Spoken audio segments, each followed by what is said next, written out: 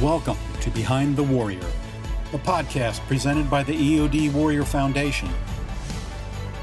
This series will focus on resources, interviews, and topics impacting EOD warriors, their families, and the military community at large. Hello, everyone. I'm Maria Shabla, your host, and welcome to Behind the Warrior podcast. Today, we have the pleasure of speaking with the authors of Unsung, Quiet Voices of the U.S. Navy's EOD Warriors and Their Families, Paula Greene, Associate Professor Emeritus from Northern Arizona University, Joseph Shaffer, and the daughter of a former Navy EOD Tech, Rylee Ratton. Welcome to the podcast, Paula, Joe, and Rylee. Thanks, Maria. Thank you. Yeah.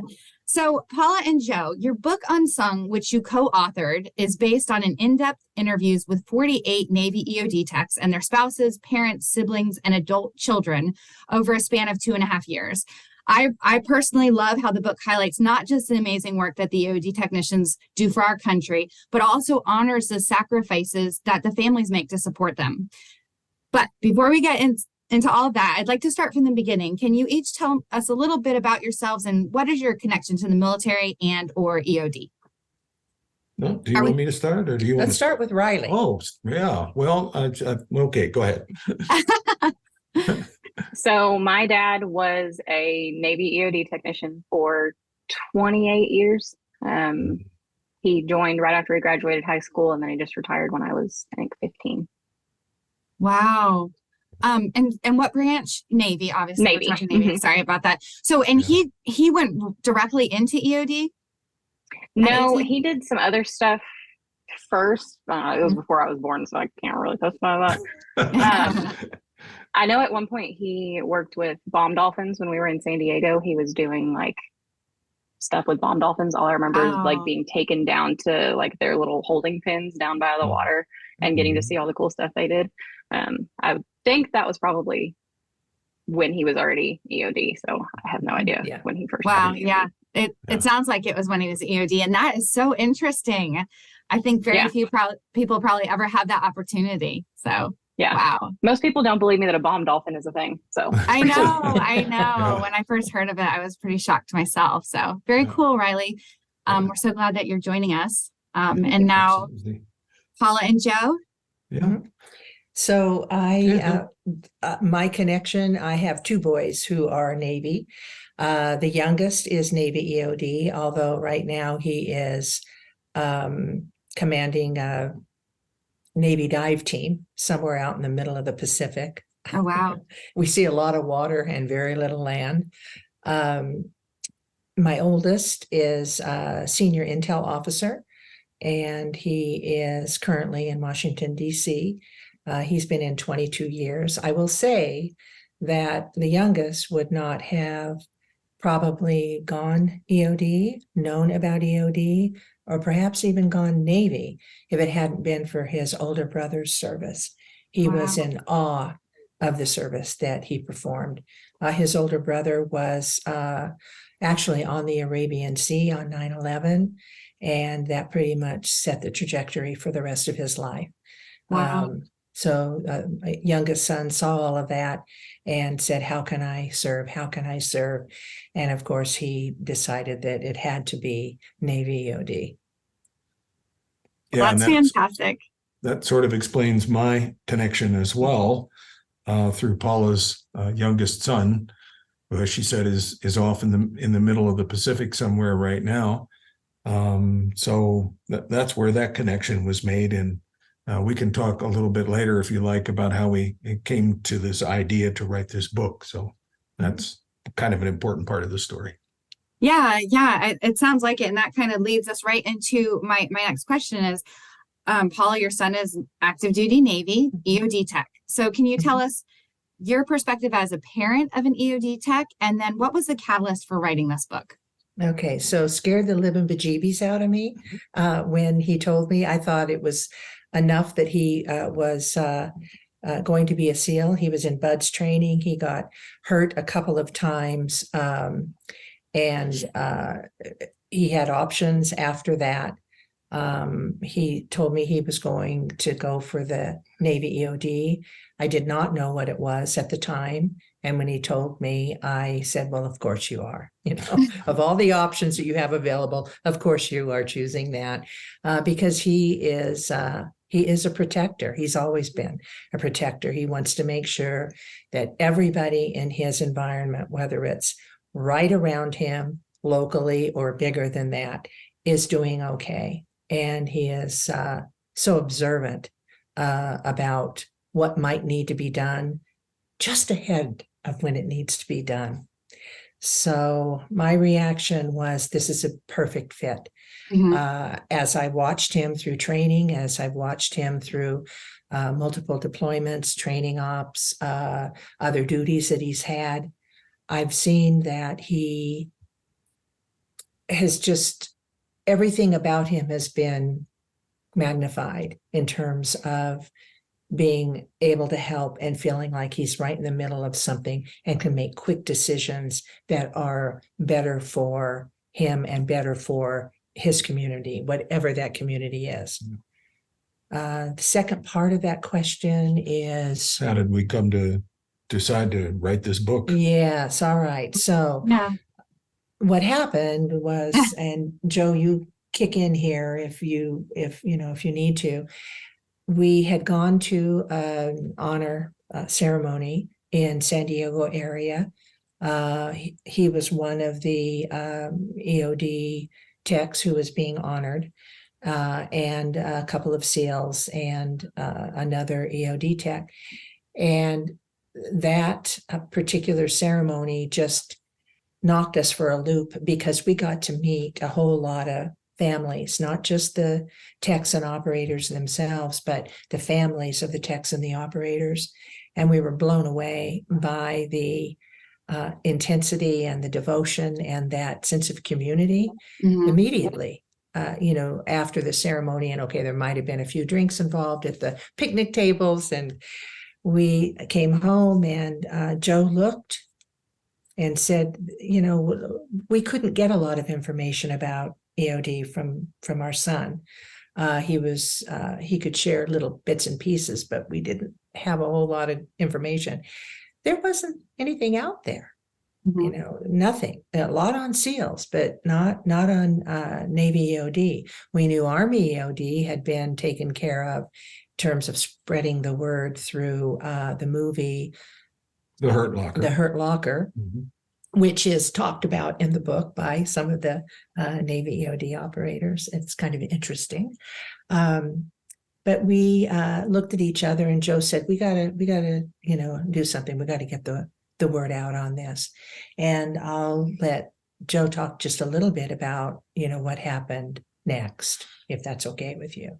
Of course. Yeah. Yeah. Well, we're kind of bookish people. I mean, we both spent our adult lives in the academic world. And so you can probably see behind us, we're sitting in our library at home. And the first place that we started looking for information was books about EOD, and specifically Navy EOD. And we couldn't find anything that was nonfiction. There are lots of videos that the Navy itself has produced, and they were kind of informative, but we wanted to get a greater sense of the people rather than just sort of the pipeline and the training and the operations and all of the cool stuff that they get to do. We wanted to get a sense of who they were as human beings. And so after going down the rabbit hole, trying to find books about the community, we kind of looked at each other and said, well, maybe we should write a book about it. And the way to do that would be to interview not just the warriors themselves, but their family members, because that, as Rylee will attest to, that's the support group. That's the group that, as in the words of one of the guys that we interviewed, those are the people that really make the sacrifice in terms of parents being away for extended periods of time over, 20, 25, 30 years of service, depending. So after that ceremony in Southern California, we talked about it. We sent off a letter to then Commodore Group 1, Oscar Rojas, who we'd had the chance to meet and spend some time with and talk with. And probably within 48 hours, he called us on the phone and he said, "This is a great idea. You have my complete support. Here's the information for my public affairs officer. She will get you the information you need to have approval from Big Navy to do your book." And so Paula submitted the paperwork to NavInfo East. They sent us information back in a couple of weeks, gave us permission, and then it was a matter of contacting the folks at Group 2. I want to start off by thanking both Oscar Rojas and Mark Britton. Mark was the Command Master Chief at Group 1 at the time, and Rick Hayes was the Commodore at Group 2, and Brian Juergens was his Command Master Chief. They were a little reluctant to sort of get the people at Group 2 involved. First of all, they had no idea who we were. Right. They had very little idea about what it was that we were planning to do. So we had a phone call with Captain Hayes and Chief Juergens, and we won them over. We won them over, but there was a little bit Of course you did. Yeah, there was a little bit of hesitation, like, who are these people and what do they have in mind? But they were gracious enough to listen, and then they put out the word at Group 2, and then we finally started getting guys who volunteered to talk with us, which was amazing. We had no idea that was going to happen, and the candor that we received over the 2.5 years that we worked on this from the guys in the community was outstanding. And Rylee will attest to this, I'm sure, in her own way. One of the things that happened was when I would interview somebody, he would say, "Oh, you need to talk to Bill Nesbitt. Bill Nesbitt knows everything about whatever." And then when I talked to Bill, he'd say, "Oh, have you talked to Scott Moneypenny? He's down in Florida." So I know Scott. Yeah, the community just, there was so much cross-pollination of people Mm-hmm. that's how the whole thing got started for us, really. It was pretty cool. Mm-hmm. Yeah, it's such a small community, so I know that's how it happens. That's really interesting. Yeah. Now, Paula, you had shared with me that some of your goals with this book were to inform the general public about the EOD community, and the important and very dangerous work that they do to keep us all safe, and also to give back to the EOD community. Can you expand on that? Sure. So truly, there were 3 goals. One was to inform. And our goal initially was to inform general public about these quiet professionals. And in doing that, we wanted to honor their work, certainly. We wanted to honor the sacrifices that the families made, adult children, younger children. I was able to interview from children of EOD operators from 14 years of age to about 24 years of age.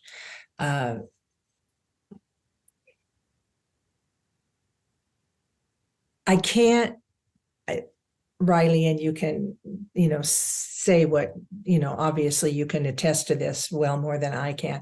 I am an EOD mom. I'm not an EOD daughter. Mm-hmm. So our perspectives will, obviously be different, but the emotions, I'm sure, are highlighted quite a bit.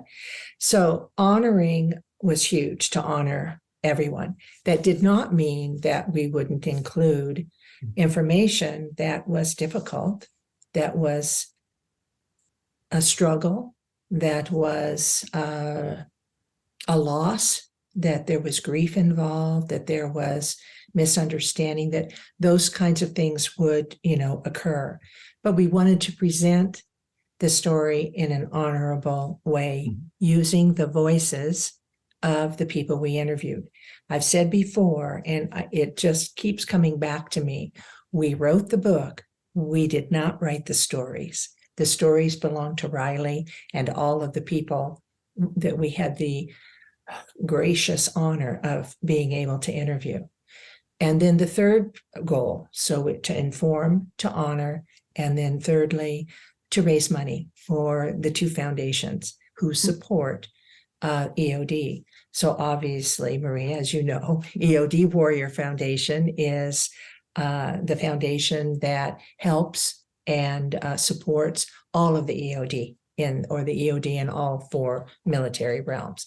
And then INSOF, Navy Special Operations Foundation, supports both Navy EOD and Navy divers.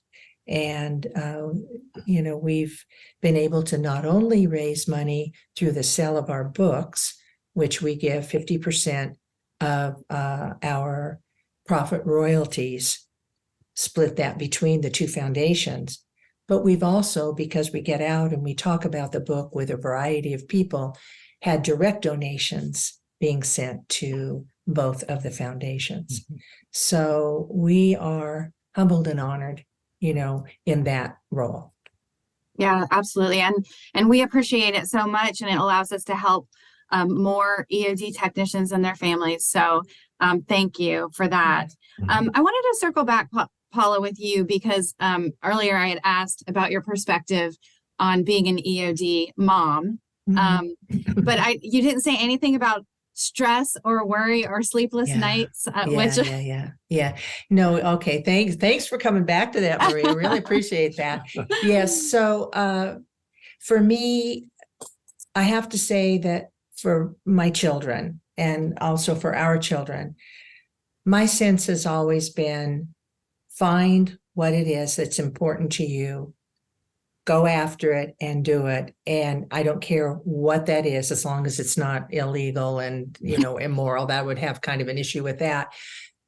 So with the youngest, with EOD, I've had to kind of eat those words in a little humble pie, let's just say, because I know that it isn't just the mission, it's the training. It's a particular assignment. These guys are always out there doing dangerous things. Mm-hmm. And for me, I've had to take the heart that comes up about here when I don't know where he is and exactly what he's doing. And I know there's some real bad stuff going on out there. Or when I haven't heard from him in a week or 10 days, when we sort of have that, I just need to hear yes or no, are you okay? Yeah. That I've had to just come back to that notion of, I can't think of a more honorable profession than being an EOD. And I am so grateful that he is totally in tune with that, has the training that he does, has the mindset that he does, that he is living his life well to the nth degree. He loves what he does. The quality of his life, even with all of the struggles, even with not knowing if he's gone, mm-hmm. he is living his life to the fullest. Who can ask for more than that as a parent? Mm-hmm. And that's where I go to. Yeah. Come back down and just know. And just center yourself in that. Yeah. Oh, that's wonderful. Yeah. So I'm going to switch gears a little bit. And Joe, prior to writing this book, what was your understanding and perspective on the EOD community? And did that change as you were doing these interviews and when you finally published the works? Oh, absolutely. And I'll be completely honest. When we started this, I knew next to nothing about the EOD community, either in the Navy or in the other services. Mm-hmm. We were well aware of what Paula's son was up to in a very limited sense. Some of the places that he was going, some of the training evolutions that he'd gone through. And the other thing that I wanted to mention was that not only is he living the life and doing what he wants to do, but he's with a group of really fantastic people. So that also makes a big difference. But my knowledge was really extremely limited. So what did I learn? I learned a hell of a lot doing the interviews with these guys. Now, what I know about EOD is it's all secondhand. I don't have that sort of visceral, firsthand knowledge of what it means to do that work. But in the course of the interviews, it was pretty funny. guys would start sometimes I would, like you, Marie, I would have a list of questions that I'd want to ask at the start of an interview. I had several interviews where I never even got to ask a question. It just took off. Sometimes those are the best. And then 3 hours later, I would hang up and, so put my hand on my head. And then as I started to transcribe the conversations, I'd have to go down the rabbit hole countless times to get a sense of what it was that they were talking about. When guys are talking about specific kinds of mines or locations in Afghanistan and Iraq, while I was sort of generally aware of those things over the last 20 years or so, I had to spend a lot of time doing research. And the other part of that was, and this is one of the most amazing things I think about this book, I heard lots of stories from lots of guys. And I've been part of the military and veteran community for the last 50 plus years of my life. And I think I have a pretty good, if you'll pardon my French, bullshit detector.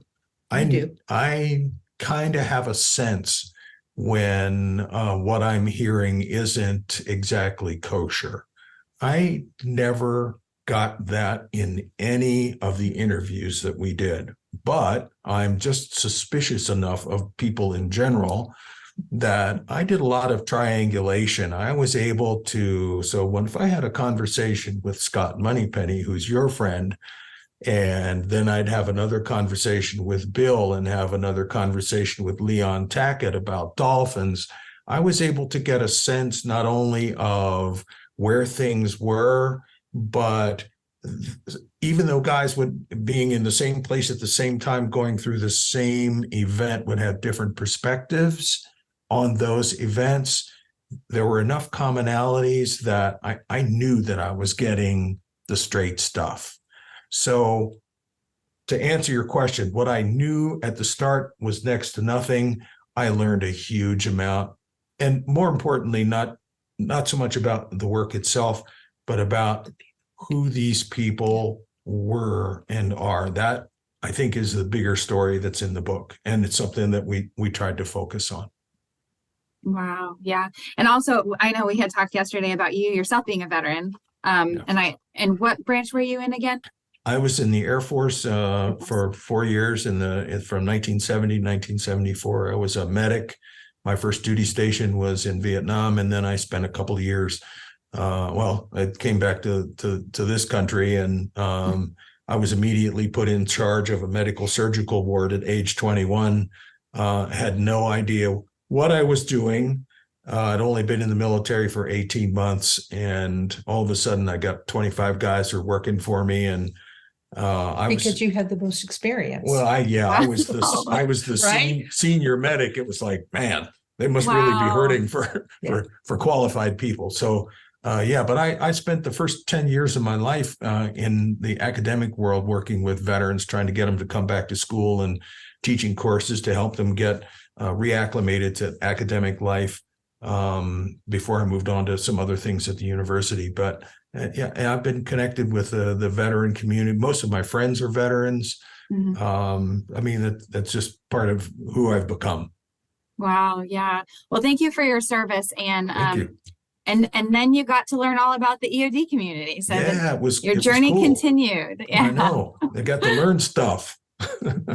Okay, so you guys kind of hit on this already, but can you tell us about the process of writing the book and how you did your interviews and how you kind of pulled everything together? Sure. Yeah. What we did, because we had several groups that we were interviewing. Joe was interviewing operators and technicians. I was interviewing parents, sibling, actually, spouses, and adult children. And so we developed different sets of questions that we thought would be pertinent to really getting a sense of each interviewee. And with those questions, and Rylee, you had, I don't remember how we did yours, if I went ahead and sent you the questions in advance, or if I said, trust me, let's go. I don't remember either. I was looking through old emails today and realized that was 2021. That wasn't even like, I was thinking that this was last summer, and it was even longer ago than that. Wow. Okay. Well, what I did was I know that with the various family members, I would either send out an outline of the questions that I would be asking and let them know, if there's something that you're not comfortable with, you don't have to respond. If there's something more that you want to say or, bring up, that's absolutely fine. And then there were others that said, oh, you don't need to send, me anything, just, let's do the interview. But so we had those questions. So then we did our interviews. And as Joe said, some of his interviews, I mean, he didn't even ask the question. It was like, hey, so glad that, you're interviewing me. And 3 hours later, the interview was done. So we took over 1,000 pages of transcripts, right? And through the questions, we knew that we would have some themes, right? And well, other themes developed also. And we just started stacking old school papers into the themed areas, and then going through the words and seeing if there were then sub themes, and other ways. So we organized pretty holistically, and organically, I guess, the basis of how we would do the book. As the themes developed, then what we were able to do was say, this looks like this could be a chapter. And we then took all of those interview pieces and plugged those into a particular chapter that was based on a theme with the sub themes in them. And it was a very long process. We had paper all over the house. We had lost our doggie the year before, and it was kind of maybe a gift almost, because, we had things everywhere. Wow. And then pulled them together, and then edited, re-edited, edited, re-edited, et cetera, et cetera, et cetera. And then got to where we thought we had a book.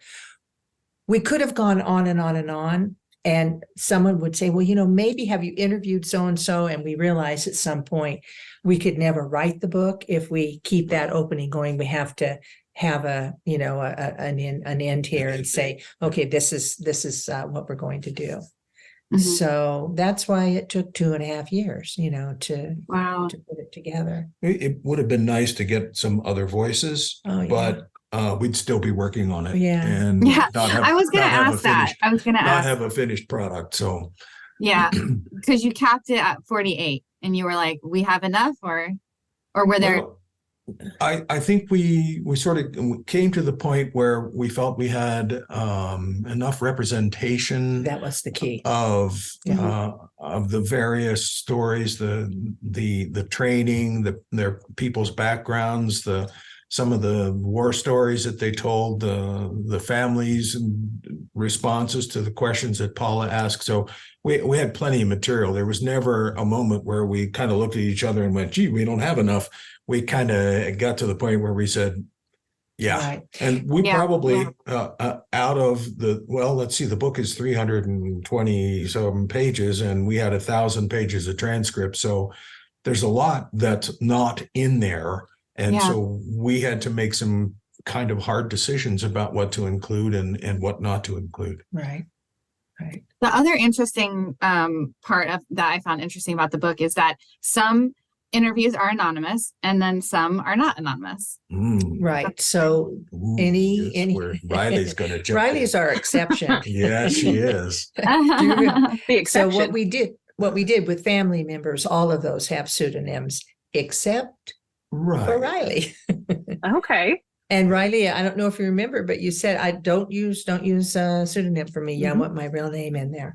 And because Bill's retired, and because others, go ahead. Well, she said specifically, which I think include in the book, is that I'm very proud of my dad. Yeah. And so that was cool. But any one of the operators, technicians who were still in service, they have pseudonyms. The ones who retired, who said, go ahead and use my name, we use their names. There were a couple of active duty guys who said, like Mark Britton said, use my name. I don't give a shit.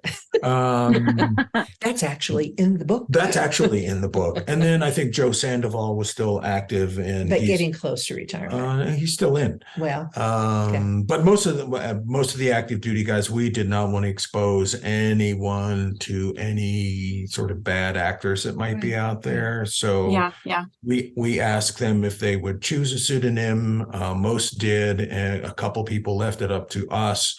And then we came up with pseudonyms on our own. The other piece of that I wanted to point out is that we didn't just do families. In other words, Joe might interview an operator, and he would always ask, may I interview your wife? Would she be interested? And either he wasn't married at the time, or he said, no, my wife would not want to talk. Or, well, she may be interested, let me check. So there were operators and technicians we interviewed where we didn't get to speak to any family members. Then there were wives who, one was a wife of an operator we interviewed, and the wife said, I'm not saying this really well, but you need to talk to blah, blah, blah. And because she's got fabulous stories, to share.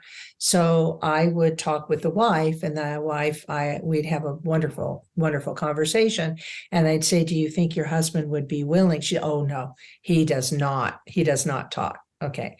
So we had husbands where there were not family members who were interviewed. Mm-hmm. We had wives whose husbands were not interviewed. We had children of EOD operators who were interviewed, and we had children whose fathers were not interviewed. Rylee, I don't remember if you gave a couple of names to me of adult children. I know I probably talked about, I don't know if I'm supposed to say names, but I probably don't have to.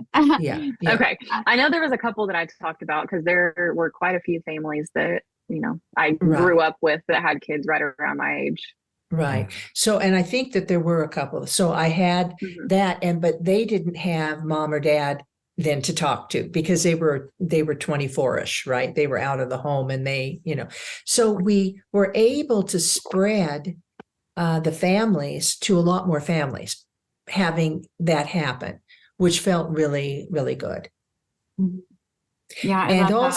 But also we did not speak, and this is an important part. We all know in any studies that there is a set that you can attach to volunteers. So there are a whole lot of people who did not volunteer. Mm-hmm. We did not hear their voices. Yeah.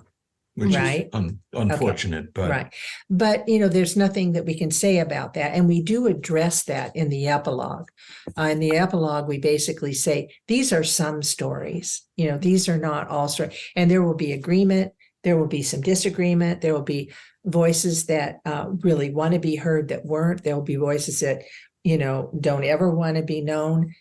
So this is just real what we have for the people that we interviewed. And then second, the other part of your question, I think, Maria, is that what was the reaction that we get from the Navy when we expressed our intention? And the reaction, as I said earlier, first of all, with Oscar Rojas, was superlative to begin with. And then we got good support also at Group 2. But the folks at NavInfo East immediately responded to our request to approve the book process. And within the community itself, the guys were so willing to, so candid. And we were, let's face it, with one or two exceptions, we were complete strangers to people. And we were asking them sometimes some pretty difficult questions. And I don't think we ever felt as if we weren't getting the straight stuff, that everybody was very open with us. They were very willing to have candid conversations with us. Some, as we said, some conversations were hours long. There were a couple that maybe lasted 45 minutes, and people were a little more reluctant to talk about their experiences. And that was cool. We had to honor that. So we have to say that the response that we got from the community was pretty it was awesome. Yeah. I'm glad to hear that. It's a pretty awesome community. Yeah. So Rylee, we're going to switch gears to you. And actually, you and I have a lot in common because my dad was an Air Force EOD officer and was deployed to Operation Desert Storm in 1991. Mm. And I can remember me and my two sisters, when we were saying goodbye to him, being afraid that we might not ever see him again. And I was kind of reflecting as I knew, we were going to be doing this interview, and I just remember getting the letters from him, and we would just be so excited to hear from him. So I'm excited that you're here today. And I mentioned earlier that I love that this book celebrates not just our warriors, but their families as well, and the challenges that they face. I think it's especially hard for children. So what I want to ask is, what are your thoughts and feelings about the Navy EOD community, and what was your experience as a child of an EOD technician? My thoughts, and I shared this in the book, but my thoughts are just the brotherhood of it. Like, that's the first thing that always comes to mind for me.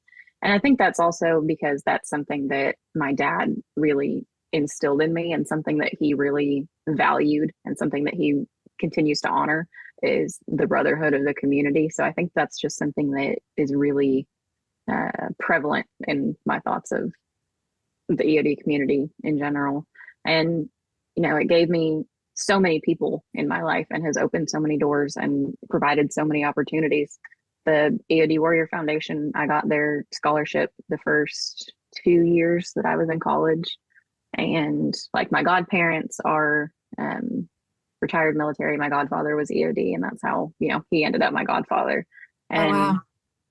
Him and his wife are, the greatest people in the world as far as I'm concerned. So I wouldn't have them if it weren't for EOD. So, plus, getting to be involved in this is really cool, and getting to connect with Paula and Joe, and getting to, talk to you and do this has been a super cool experience to get to have. So it's been pretty cool. Good. Yeah, that it is cool. It's a great community. It's family for life. And I love that about EOD. So can you tell us your memories of growing up, and what maybe you thought about what your dad did? Did you know what he did, or understand how dangerous his job was? I think I had a surface level understanding of it. And I remember he used to make videos. Like, he would record all kinds of stuff while he was out there, and he would come home and put them into this, like, I don't even know, like, just huge slideshow of all of these videos and pictures that he had taken. So kind of surface level, I did know what he did. And I also now like to affectionately say that he blew shit up for a living when I explain EOD to people. Yeah. Right. But as far as like, worrying, because you mentioned wondering if he was going to come home, but I don't remember ever having any doubts that my dad would be coming home. And I know that's a very unique mindset and very unique experience to have never wondered. But, and I don't know if it's just because kid brain, you're like, that kind of thing never happens to my family. That could never happen. Or just a sixth sense and a faith that I never doubted that my dad would be coming home. I never doubted any of that. And looking back at it now, like, with as much anxiety as I have just in my day-to-day life, I'm like, you should have been really stressed about that. But, it I had a lot of faith in him and his abilities, and just knew. Can you talk to some of the challenges that you guys might have had, and how you saw that as a child? I know there were definitely challenges when it came to, I don't want to say like in the closeness of our relationship, because I feel like I've always been decently close with him, but our communication was hard, and adjustment was always hard when he got home, because I was so used to functioning in the household with my mom and my two older brothers. And then my dad would come home, and we were all kind of like readjusting to each other and almost getting to know each other all over again and get used to each other's presence. And he was dealing with so much coming home too, that it was really jarring for him, I think, coming home to school schedules and soccer games and baseball games and things like that, when a week ago, his brain was in a completely different place. Mm-hmm. Yeah, absolutely. And it's interesting, Rylee, because you shared with me earlier that you're a counselor at a school, or what is it that you do? I'm a therapist. I'm an LMSW licensed master social worker. Wonderful. And so like you're working with kids all the time. So it was funny when you said my kid brain, probably idolized your father and was like, oh, he's definitely coming back. Like nobody can stop him. Yeah. And that's kind of just how kids are. We think our parents are invincible. And especially when you have a dad that does something like being an EOD tech, that's really cool. Yeah. I remember being in class and kids talking about what their parents do, and someone being like, oh, my dad's a teacher. Oh, my dad does this. And I'm sitting over there like, my dad's way cooler than all of y'all's. Well, I hope you've said that to your dad. That's awesome.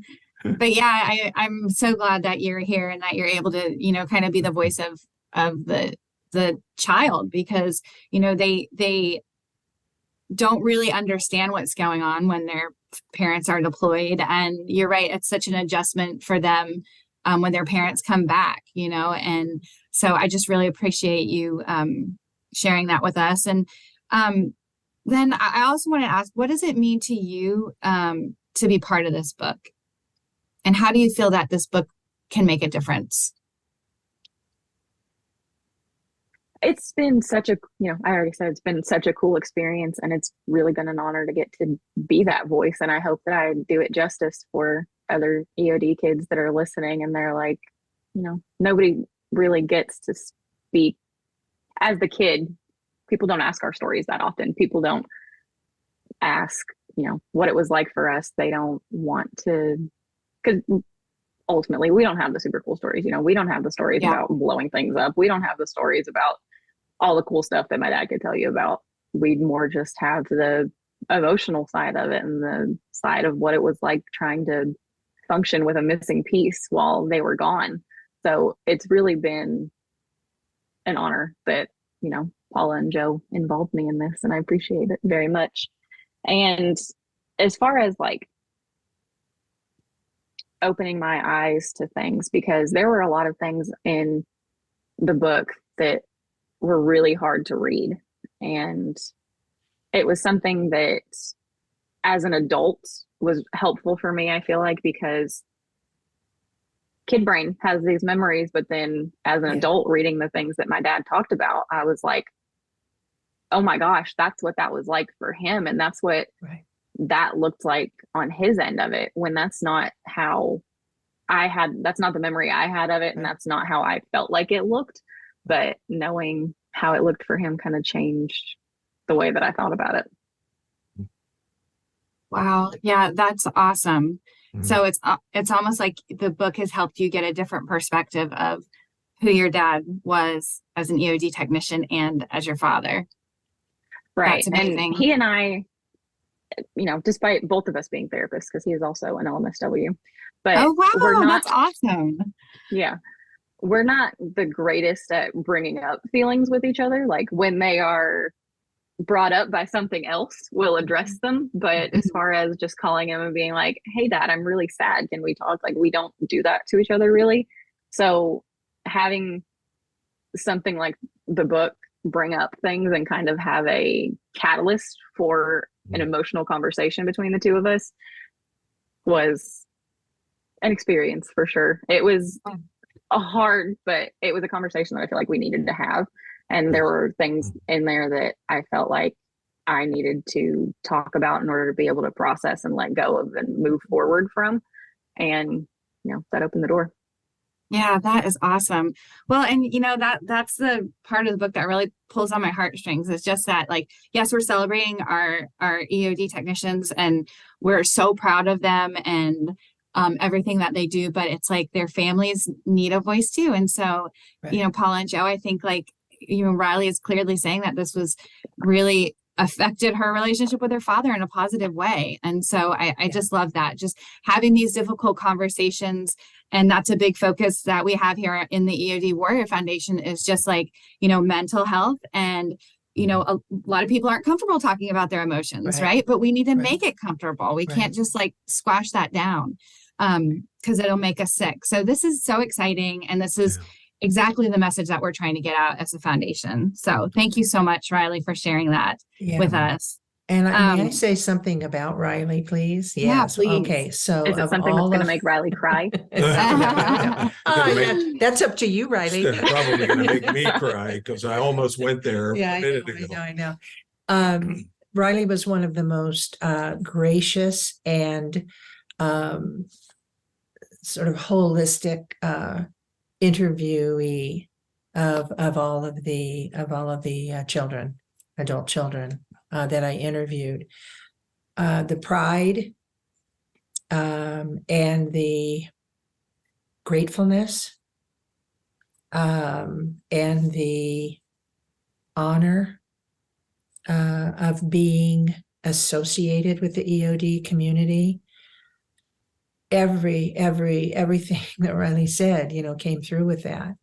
I mean, we can talk about struggling in so many different ways. And when we think about, let's just say PTSD, and we think about, post-traumatic stress, this is real, this exists. And as Parker Palmer would say, not but, and what also exists is post-traumatic growth. Mm-hmm. And one of the things that I heard, because I know that Rylee had shared some of this with a new conversation with Dad, a more realistic, holistic conversation, has very much to do with a post-traumatic growth. And I'm honored that I got to interview this beautiful young woman in so many ways. Yeah, it's pretty cool. Yeah. I love it. Well, I have one last question for you, Rylee. Looking back, what advice would you give your child self?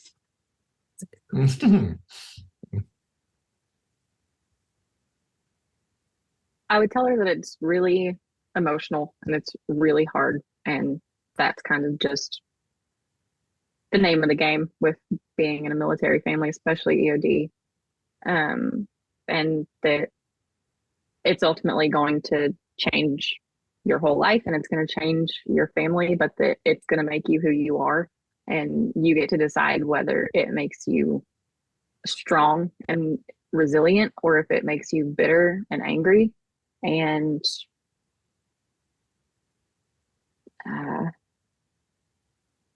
that she's tough and she's going to make it out okay on the other side. It's just getting through it. Yeah. I love that. Oh my goodness. Yeah. Well, I think that's, great advice for all EOD kids out there. That is really beautiful. Well said. So thank you again. So Paula and Joe, this has clearly been a labor of love and such a gift to the EOD community. Where can our listeners purchase a copy of your book and what is on the horizon for you two after this? Okay. All right. So our way of expressing this now is our book is exclusively sold at Amazon.com. Nice. And when you order the book, it's print on demand. So here's the book. Right. There's not 10,000 of them sitting in a warehouse somewhere.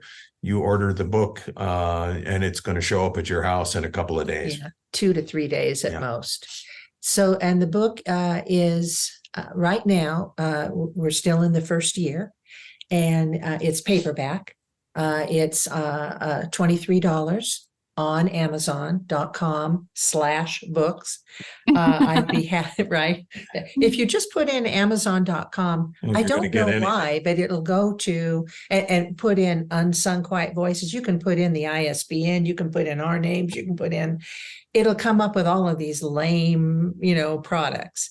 But if you go in to Amazon.com and you go down the list to books and then just put in Unsung Quiet Voices, it pops right up.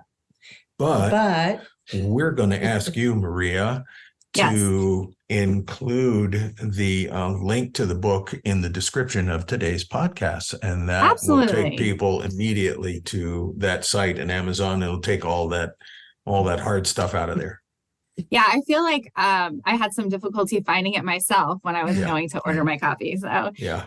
Yeah, absolutely. I would be happy to share a link and make that a little bit easier for everybody. That's the back. And what we've done is we put the QR code now Oh, nice. on the book. Oh, so yeah. that when we went to Kiwanis today to do a presentation, we had cards that have the QR code so that it takes you directly to the link. And that's that smart. is a direct result of having done a podcast with Steve Cassidy about a month or so ago. He did the QR code for us, and we're very grateful for that. So Steve's a pretty cool dude.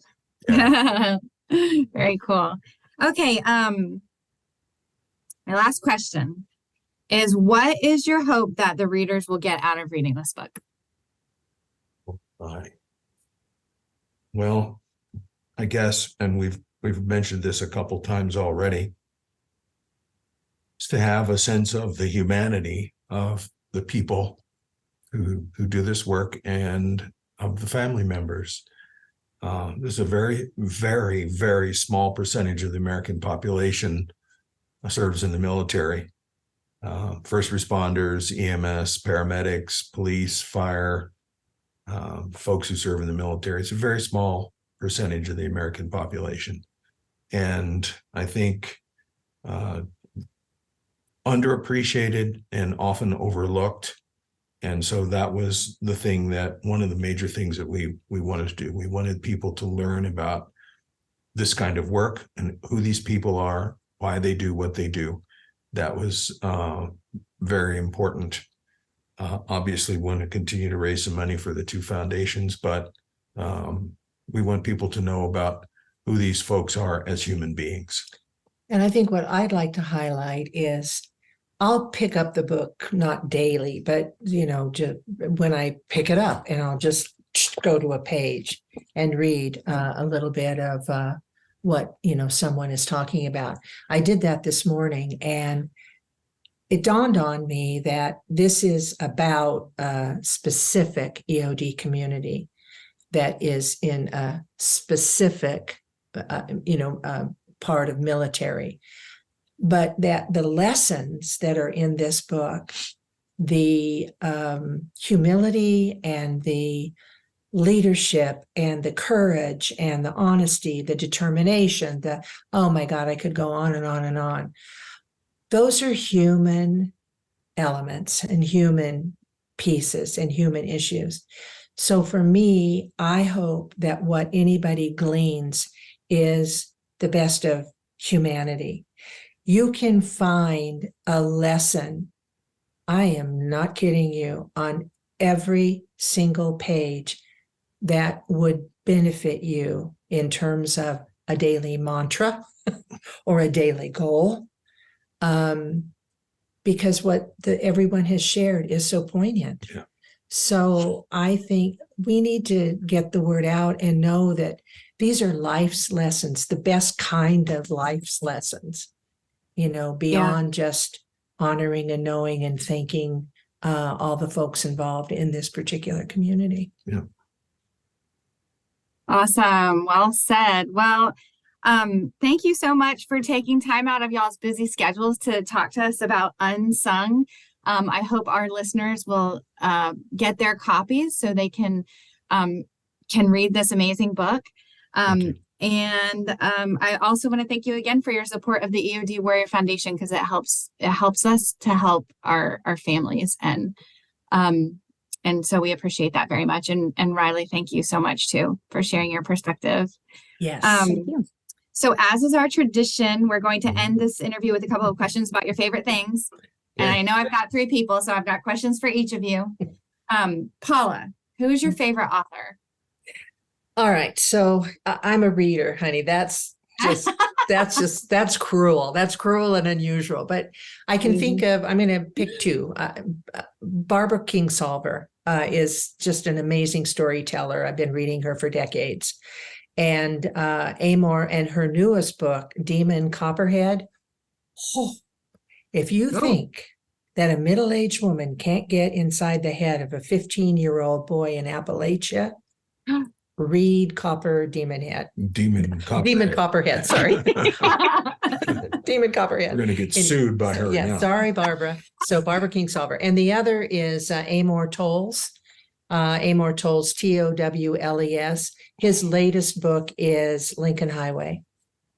Great stuff. Ooh. And one of my favorite all-times book was his second book, A Gentleman in Moscow. Yeah. It's Oh, just, wow. I've read it 3 times. It's just phenomenal. I'm not one of your favorite authors. Sorry. Oh, Sorry, Joe. One of my favorite people. yeah, whatever. Okay, Joe, when you're not writing books, what is your favorite pastime? Well, I guess I'm reading books. That's probably it. I'm still chasing tennis balls, once or twice a week after close to 60 years of doing that. One of these days I might actually get good at it. Wow.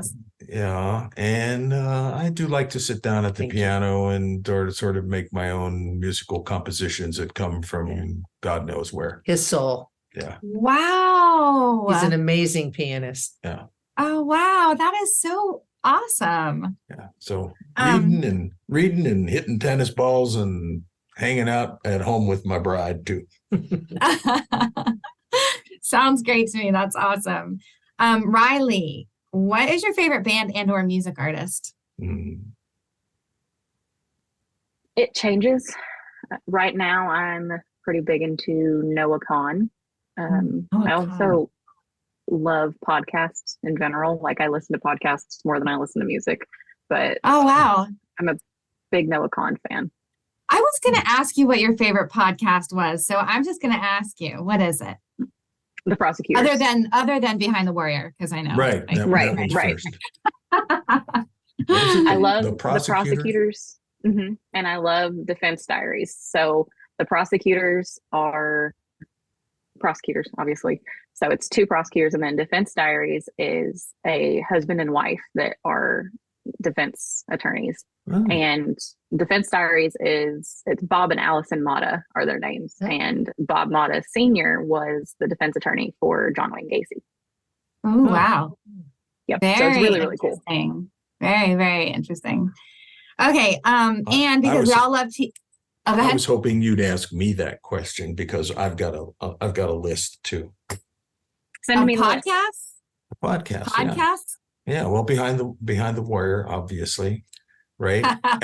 Echo Oscar Delta. You got to give Jaron Clark he's props. Awesome. Yeah, I love him. Yeah, he's super guy. Super guy. We did podcast with Steve Cassidy, EOD Improvised. That's a good one. Ooh, Robert Pizzini. I haven't heard of that. We did a podcast with Bob Pizzini, Elevate Your Leadership. So those are the 4 sort of EOD themed podcasts that I'm connected with. And then Mic Drop. Mike Ritland is a former Navy SEAL. He's a great interviewer, has some really interesting people on. A lot of he hasn't had any EOD guys on yet, which is a real weakness of the podcast, but he's had Army Rangers, MARSOC guys. He's had a bunch of Navy SEALs. He had a gal on a couple of weeks ago who was a nutritionist. So he's all over the place, but he is an excellent interviewer. So I'm sorry to have preempted the next question you were going to ask, Maria. No, I don't mind at all. I love to hear this. It's always so interesting to ask these questions at the end. And I think a lot of people enjoy just hearing, what cool stuff is out there. But because we all love to eat, I'm going to ask each of you, what is your favorite food and or meal? Spaghetti. No hesitation. I can answer that one super easily. Think about that. Okay.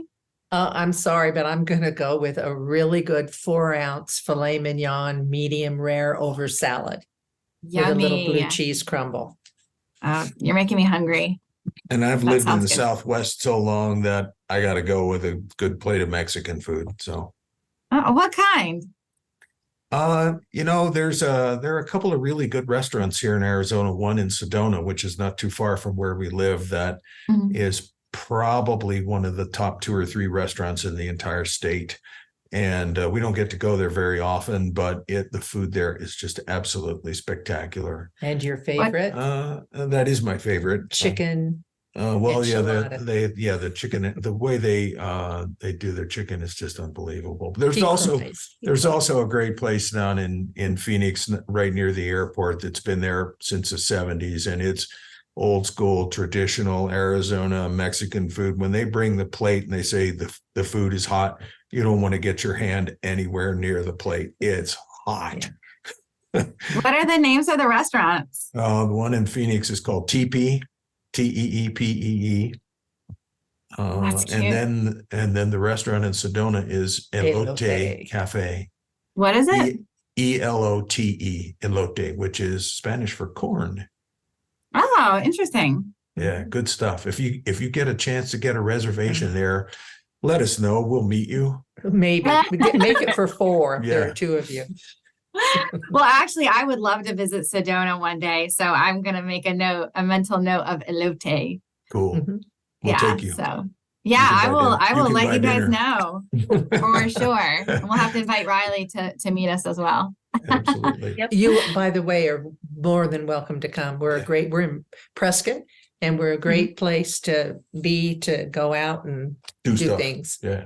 Oh, that's awesome. Well, thank you so much for that. And thank you all so much for being on our podcast. And like I said before, I hope everyone will go out and get their copy of Unsung. Thank you, We Maria. appreciate that. Thanks for doing this, Maria. It was very Yeah, we wish very you the cool. best. Rylee, All right, take thank care. you, honey. Thank you. Thank y'all. Thank you for listening to our Behind the Warrior podcast, brought to you by the EOD Warrior Foundation. The EOD Warrior Foundation is a 501c3 nonprofit organization serving the EOD community by providing financial assistance, scholarships, and providing hope and wellness resources for the active duty, reserve, National Guard, retired, and veteran EOD communities and their families. We also honor our fallen and wounded EOD technicians by maintaining the EOD Memorial and Remembrance Garden. We do all this through the generosity of individual and corporate donors and sponsors. If you would like to assist the foundation or support our Behind the Warrior podcast, click the link on our webpage at eodwarriorfoundation.org or contact us at info@eodwarriorfoundation.org. Thank you for listening, and don't forget to tell a friend. The various opinions, beliefs, and viewpoints expressed by guests, contributors, and participants of the Behind the Warrior podcast are their own and are intended for informational purposes only. They do not necessarily reflect the opinions, beliefs, viewpoints, or policies of the EOD Warrior Foundation or its employees and volunteers.